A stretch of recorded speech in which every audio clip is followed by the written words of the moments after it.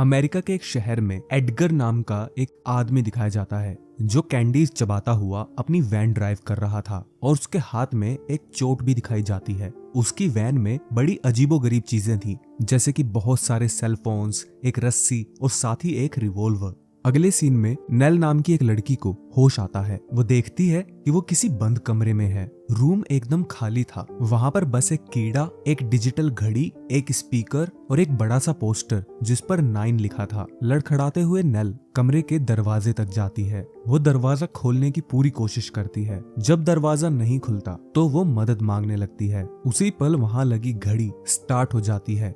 फिर नेल की नजर वहां पड़ी एक रस्सी पर पड़ती है और उस रस्सी के पास उसे एक फोन भी पड़ा हुआ मिलता है। वो तुरंत पुलिस को फोन मिला देती है, लेकिन पुलिस को कॉल नहीं लगती क्योंकि उस फोन में कोई सिम कार्ड ही नहीं था। इसके बाद वो रस्सी को रूम में फैलाकर उसकी लंबाई नापने लगती है। उसे कुछ समझ नहीं आता कि इस रस्सी का करना क्या है। रस्सी की लंबाई नापते हुए उसे वहां पर खून के धब्बे नजर आते हैं। जब वो ऊपर देखती है उसे वहां एक ओपनिंग दिखती है जिसके बाहर आसमान नजर आ रहा था। वो कई बार कोशिश करती है वहां लगे एक नोब को खींचकर उस जगह से निकलने की। अपने फेलियर्स की वजह से वो परेशान हो जाती है। उसे अपने पास्ट का कुछ याद नहीं आ रहा था। तभी एक अलार्म बजता है और कमरे में हरे रंग की लाइट हो जाती है। वो नर्वस होकर जमीन पर बैठ जाती है, लेकिन अगले ही पल वहां पर सभी कुछ पहले जैसा नॉर्मल हो जाता है। इसके बाद वो दोबारा से अपना फोन निकालकर उसे चेक करने लगती है। फोन के अंदर के सारे कॉन्टैक्ट्स डिलीट हो चुके थे, लेकिन गैलरी में एक फोटो नजर आती है जिसे देखकर उसे एक सॉन्ग याद आता है। उस फोन में एक और पिक्चर थी जिसमें एक लड़की थी जिसका नाम है डॉन। नेल को याद नहीं आता कि ये कौन है, मगर उसे ये फेमिलियर लगती है। अगले सीन में नेल अपना शू निकालकर उस नोब पर मारने की कोशिश करती है, लेकिन वो इसमें भी फेल हो जाती है। वो फ्रस्ट्रेट होकर उस फोन को दीवार में फेंक के मारती है और तभी उस फोन में एक सॉन्ग प्ले होने लगता है और जिस दीवार पर फोन फेंक कर मारा था उस दीवार में छेद हो जाता है। ये जानकर कि दीवार कच्ची है, नेल उस होल को बड़ा करने लगती है, लेकिन उस दीवार के पीछे भी एक और दीवार थी। तभी घड़ी में 15 लिखा आता है और रूम की लाइट चली जाती है। नेल को दरवाजों के खुलने और बंद होने की आवाज आती है, जिससे नेल बहुत ज्यादा डर जाती है। फिर वो अपनी आंखें बंद करके उस गाने को गुनगुनाने लगती है जो उसे याद था। कुछ सेकंड्स बाद रूम में लाइट फिर से आ जाती है और वो नोटिस करती है कि अब दरवाजे पर वो लॉक नहीं लगे हुए हैं जो पहले लगे थे। शायद मैं अब दरवाजा खोल सकती हूँ। वो दरवाजा तो खोल लेती है, मगर एक अगले रूम में आ जाती है जिसमें कोई दरवाजा भी नहीं था। जैसे वो पीछे मुड़ती है वो देखती है कि इस बार घड़ी में 45 मिनट लिखी आ रही हैं और उल्टी काउंटडाउन शुरू हो चुकी है। इसका मतलब किसी चीज के लिए उसके पास सिर्फ 45 मिनट का टाइम है। वो जोर से गाली देती है और तभी उस रूम की लाइट ग्रीन हो जाती है।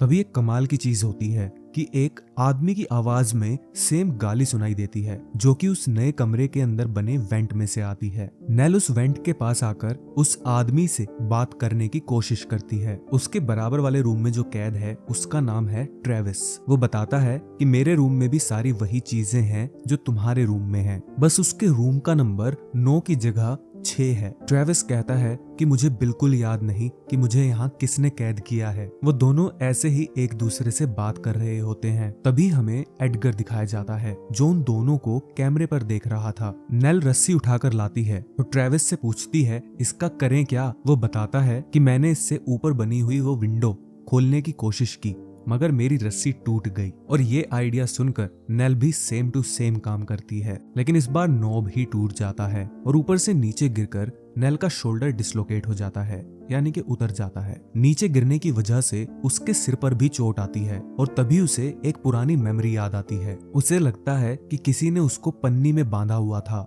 वो दर्द में चिल्लाते हुए ट्रेविस को बताती है कि मेरा शोल्डर डिसलोकेट हो गया है। ट्रेविस कहता है कि तुम्हें दीवार का सहारा लेकर अपने डिसलोकेटेड शोल्डर को वापस उसकी जगह पर लाना होगा। इसके बाद नेल एक दीवार के पास खड़ी होकर अपना डिसलोकेटेड शोल्डर ठीक कर लेती है। इसके बाद वो अपना ध्यान भटकाने के लिए ट्रेविस के साथ बातें करती है और फोन में सॉन्ग सुनने लगती है। वो दोनों सॉन्ग के बारे में बात कर रहे थे, नेल के कानों में कुछ चुभने जैसी आवाज आती है और उसे फिर से एक फ्लैशबैक नजर आता है जिसमें एक आदमी नेल से जबरदस्ती कर रहा होता है और वो अपना बचाव करते हुए उसकी जेब से पेन निकालकर उस आदमी के हाथ पर मार देती है। कुछ देर बाद ट्रेविस नेल से अजीबोगरीब सवाल करने लगता है कि तुम्हें क्या लगता है, तुम्हें यहाँ होना चाहिए था, तुम्हें इस तरह की सजा मिलनी चाहिए थी। और अचानक से ट्रेविस के चिल्लाने की आवाज आने लगती है कि मेरे पास मत आओ, मुझसे दूर रहो। और इसी दौरान नेल के रूम की लाइट फिर से ग्रीन हो जाती है।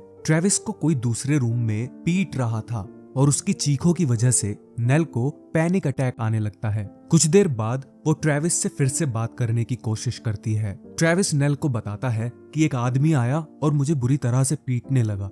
नेल कहती है कि हमें यहाँ से बाहर निकलना ही होगा।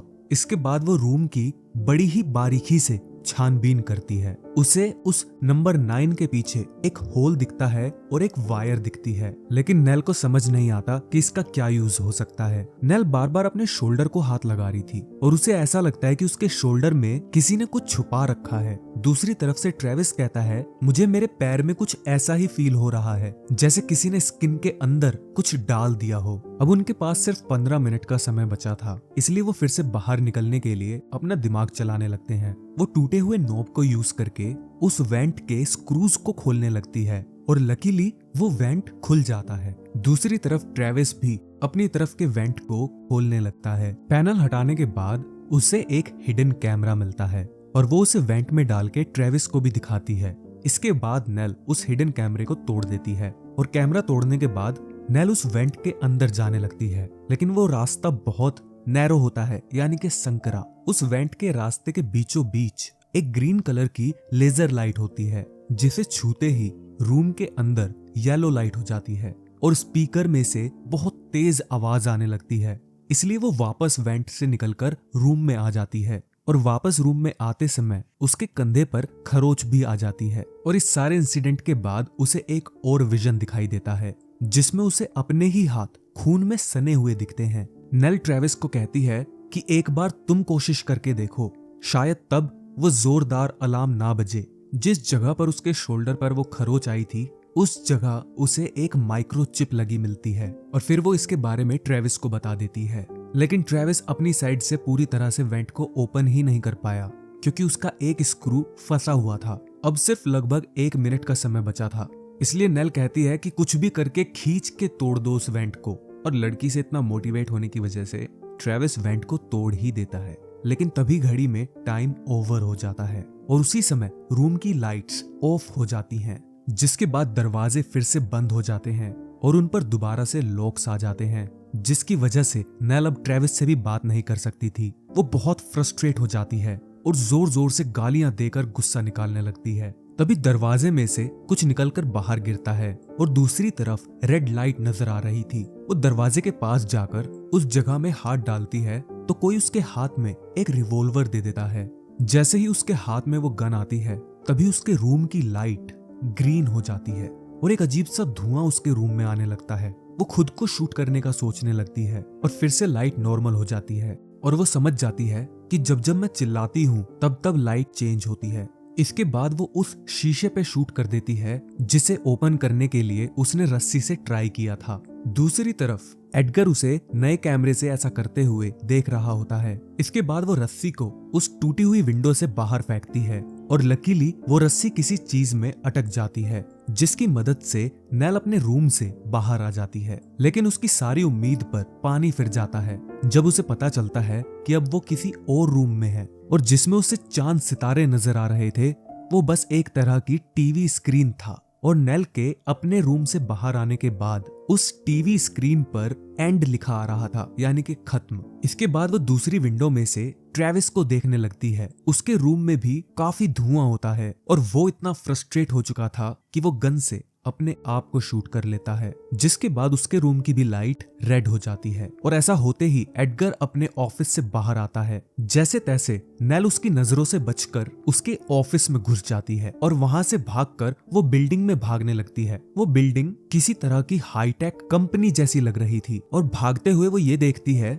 कि इस टाइम दिन है ना कि रात। उस बिल्डिंग में उसे अपने अलावा कोई और नजर ही नहीं आता। बस एक रूम में टीवी की आवाज आ रही थी जिसमें बार बार ट्रेविस की एक वीडियो दिखाई जा रही थी, जिसमें ट्रेविस रोबोट्स का प्रमोशन कर रहा था। और आप देखकर ये नहीं कह सकते थे कि वो रोबोट्स हैं, क्योंकि वो बिल्कुल इंसानों जैसे दिख रहे थे। वो ये देखकर गुस्सा हो जाती है और टीवी की स्क्रीन तोड़ देती है। एक दूसरे कॉरिडोर में उसे डॉन की फोटो दिखती है, वही डॉन जिसकी पिक उसे उस फोन में मिली थी। यहाँ हमें पता चलता है कि डॉन क्रिसालिस रोबोटिक सिस्टम की डायरेक्टर है और इस कंपनी में रोबोट्स बनते हैं। अगले ही पल एक गाइड के साथ कुछ विजिटर्स वहां आते हैं जो नेल को एकदम अनदेखा करके चले जाते हैं। इससे पहले कि नेल कुछ समझ पाती, वहां पर एडगर आ जाता है, जिससे उसे फिर से फ्लैशबैक आता है, जिसमें वो देखती है कि एडगर उसे एक पॉलिथीन से काटकर बाहर निकाल रहा है। नेल गन को एडगर पर पॉइंट कर देती है। तभी एडगर अपने फोन में एक बटन प्रेस करता है और नेल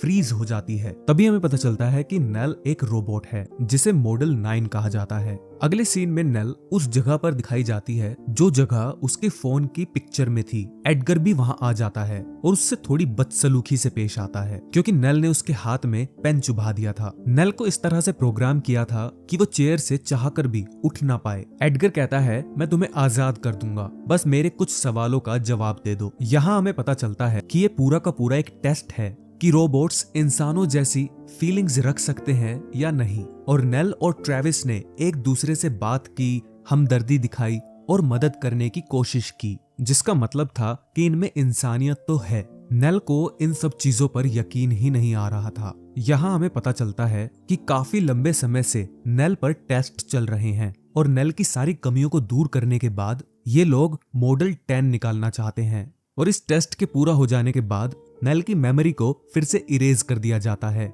जिसके बाद नेल फिर से वो सॉन्ग गुनगुनाने लगती है जो कभी भी इसकी मेमोरी से डिलीट नहीं किया जाता। जिसके बाद एडगर नेल को शट डाउन करके दोबारा से उसे रूम में टेस्ट के लिए छोड़ देता है और दूसरी तरफ एडगर अपनी ड्यूटी खत्म करके अपने घर वापस चला जाता है और फिल्म एंड हो जाती है। अगर आपको फिल्म का नरेशन अच्छा लगा हो तो प्लीज वीडियो को लाइक करें और अगर चैनल पर नए हैं तो प्लीज चैनल को सब्सक्राइब करें। Thanks for watching.